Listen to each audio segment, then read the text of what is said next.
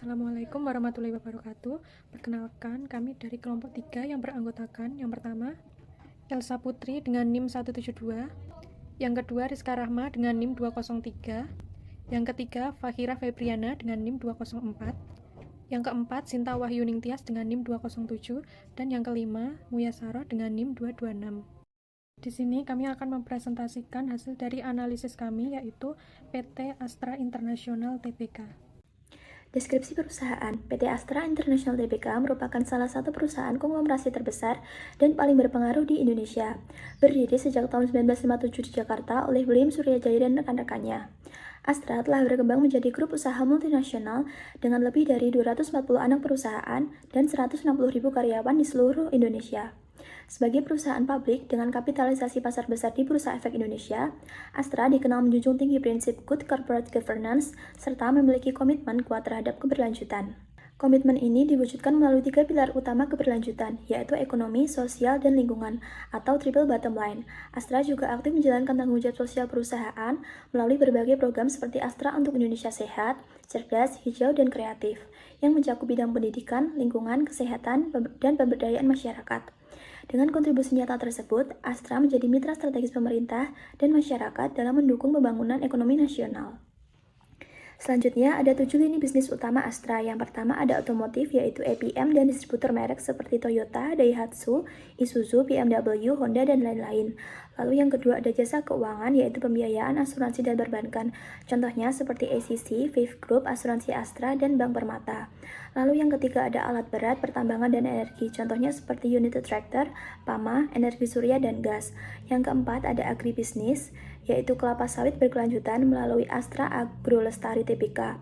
Lalu yang kelima ada infrastruktur dan logistik, yaitu jalan tol atau Astra Infra, dan rantai pasok yaitu Astra Logistik. Yang keenam ada teknologi informasi dan komunikasi, yaitu solusi dokumen dan digital printing atau Astra Grafia Tbk.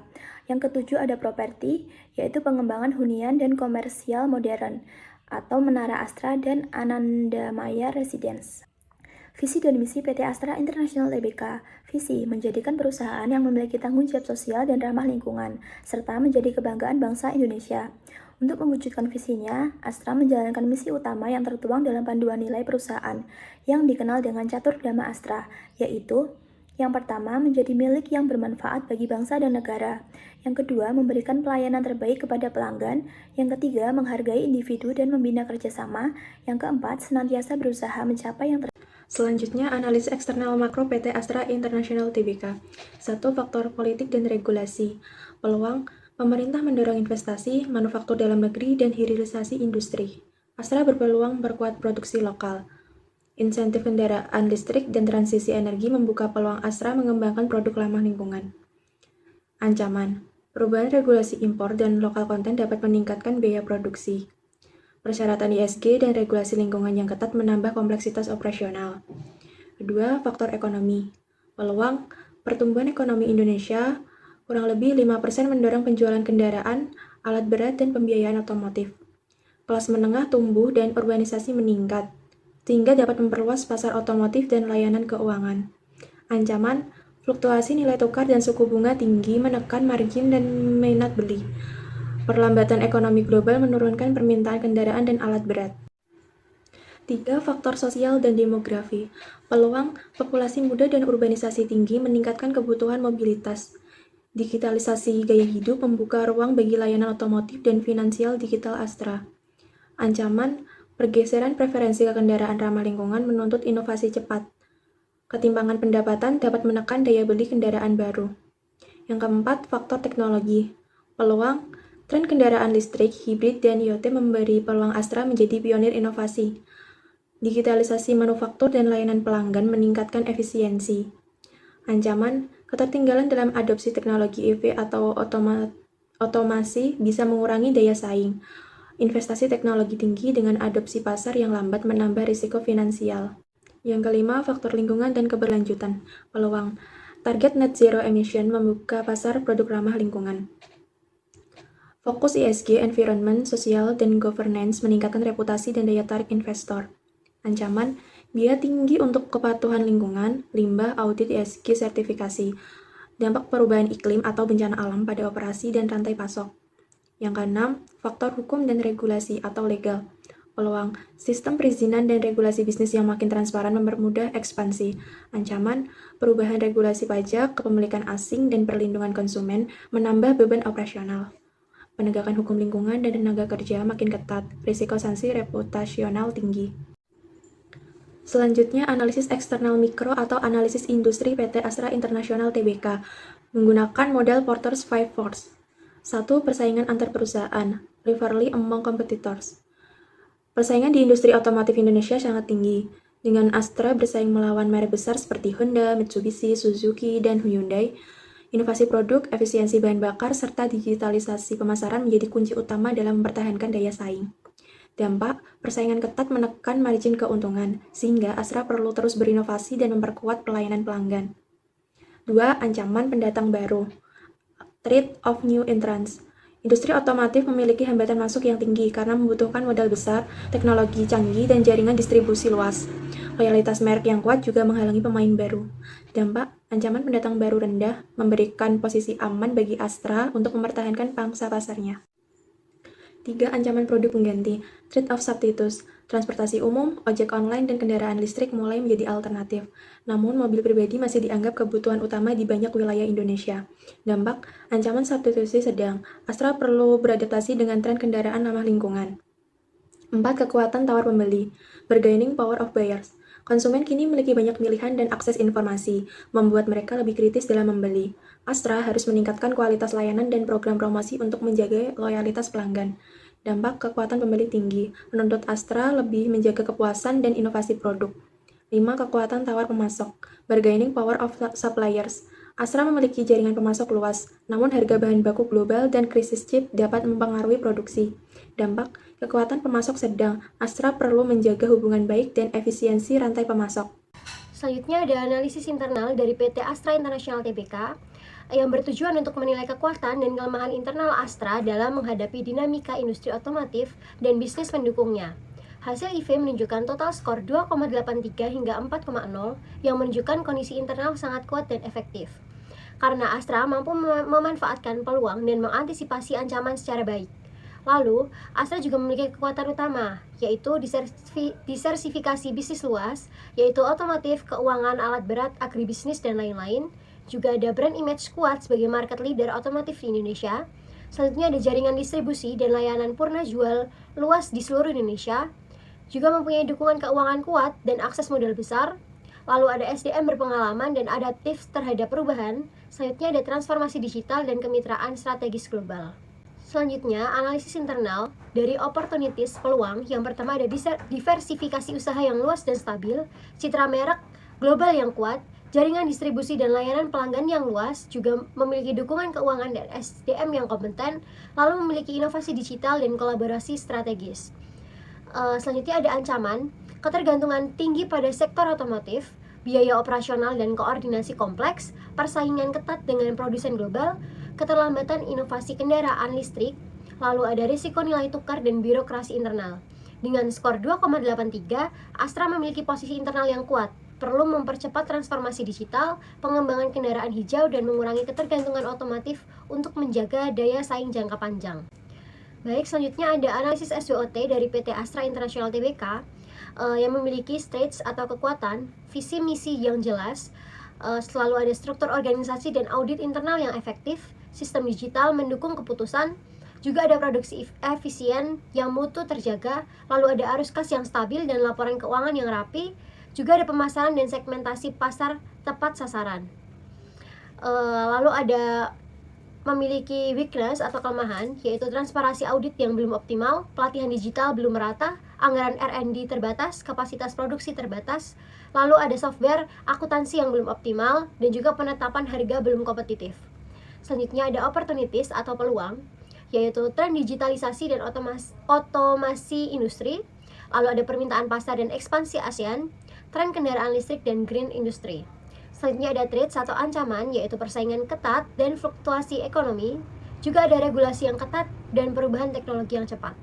Selanjutnya ada analisis SWOT mengenai strategi SO, strategi WO, dan strategi ST, strategi WT. Strategi SO, Straight Opportunity, yaitu yang pertama, kembangkan sistem digital untuk ekspansi pasar, lalu dorong R&D ke arah inovasi ramah lingkungan, juga perkuat komitmen keberlanjutan untuk investor. Selanjutnya ada strategi WO atau Weakness Opportunity. Yang pertama ada naikkan dana R&D lewat kolaborasi dan dukungan pemerintah. Selanjutnya tingkatkan pelatihan digital seluruh unit, juga tambah kapasitas produksi dengan otomasi. Selanjutnya ada strategi ST atau Straight Trade. Yang pertama gunakan efisiensi dan stabilitas keuangan untuk hadapi fluktuasi. Selanjutnya ada inovasi berkelanjutan agar tetap unggul dari pesaing. Juga ada audit kuat untuk menghadapi regulasi baru. Selanjutnya ada strategi WT atau Weakness Trade, yaitu tingkatkan transparansi dan akuntabilitas publik, juga modernisasi software akuntansi, dan yang terakhir ada revisi strategi harga agar lebih kompetitif. Analisis metrik WCG pada PT Astra International Tbk. Pada merek Toyota dan Lexus, pendapatannya yaitu 4,5 US dollar dengan 21%, pangsa pasar pesaing terbesar di 18,8%, pangsa pasar merek kita di 33,4%, relatif market share di 1,78, tingkat pertumbuhan pasar di minus 14%. Pada merek Astra Honda Motor, pendapatannya yaitu 1,4 US dollar, yaitu 6,5%, pangsa pasar pesaing terbesar 20%, pangsa pasar merek kita di 77%, relatif market share di 5,0, tingkat pertumbuhan pasar di 2%. Pada merek United Tractor atau Heavy Equipment, pendapatan di 8,67 US dollar di 40,6%, pangsa pasar pesaing terbesar di 19%, pangsa pasar merek kita di 28%, relatif market share di 1,47 dan tingkat pertumbuhan pasar di 4%. Pada merek Astra Financial atau Multi Finance atau pembiayaan, pendapatan di 5,12 US dollar di 24%, pangsa pasar pesaing terbesar di 20%, pangsa pasar merek kita di 20%, relatif market share 1, tingkat pertumbuhannya 8%. Pada merek Astra Agro atau Agribisnis atau kelapa sawit, pendapatan di 1,41 US dollar di 6,8%, pangsa pasar pesaing terbesar di 25%, pangsa pasar merek kita di 15%, relatif market share di 0,6 dan tingkat pertumbuhan pasarnya di 10%. Berikut diagram analisis PCG terlampir. Alternatif strategi dalam matriks hubungan daya saing dan kondisi lingkungan. Pada kondisi lingkungan eksternal di prospektif lebih dari 3, pada daya saing rata-rata 2-2,99 yaitu merger, integrasi horizontal, dan juga aliansi strategis.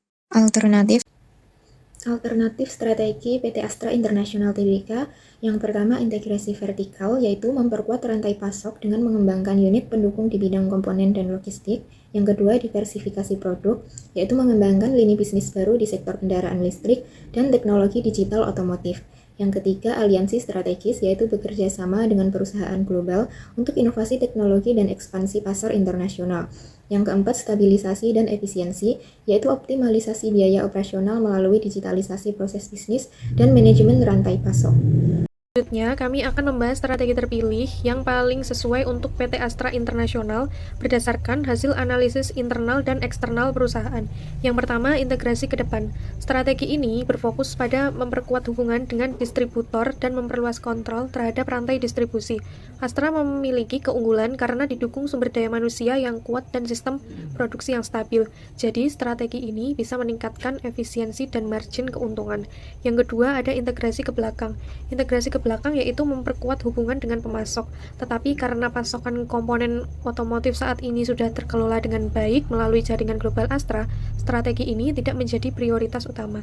Yang ketiga, ada integrasi horizontal, yaitu memperluas pangsa pasar dengan mengakuisisi atau bekerja sama dengan pesaing di industri yang sama. Dengan posisi Astra yang kuat dan pertumbuhan industri otomotif yang tinggi, strategi ini berpotensi besar memperluas dominasi pasar. Selain strategi integrasi, Astra juga menerapkan strategi intensif untuk memperkuat posisi di pasar yang sudah ada dan menciptakan peluang baru.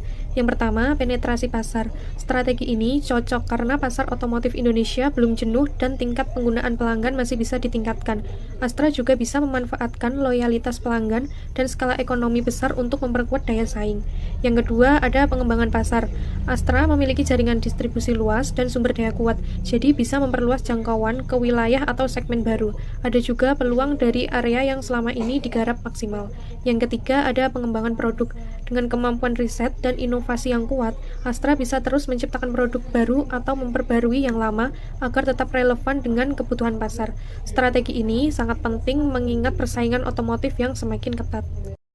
Selanjutnya, kami akan membahas strategi diversifikasi yang terbagi menjadi dua, yaitu diversifikasi terkait dan tidak terkait. Yang pertama, diversifikasi terkait. Strategi ini cocok karena Astra sudah memiliki banyak lini produk otomotif dan pendukungnya.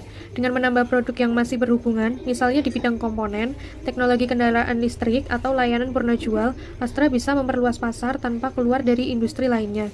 Yang kedua, ada diversifikasi tidak terkait. Selain itu, Astra juga bisa masuk ke industri lain yang berbeda, seperti energi terbarukan atau teknologi digital. Ini dilakukan untuk memperkuat sumber pendapatan baru dan mengurangi ketergantungan pada sektor otomotif. Jadi, pada intinya, strategi diversifikasi ini membantu Astra menjaga pertumbuhan jangka panjang, baik dengan memperkuat lini bisnis yang sudah ada maupun membuka peluang sektor baru.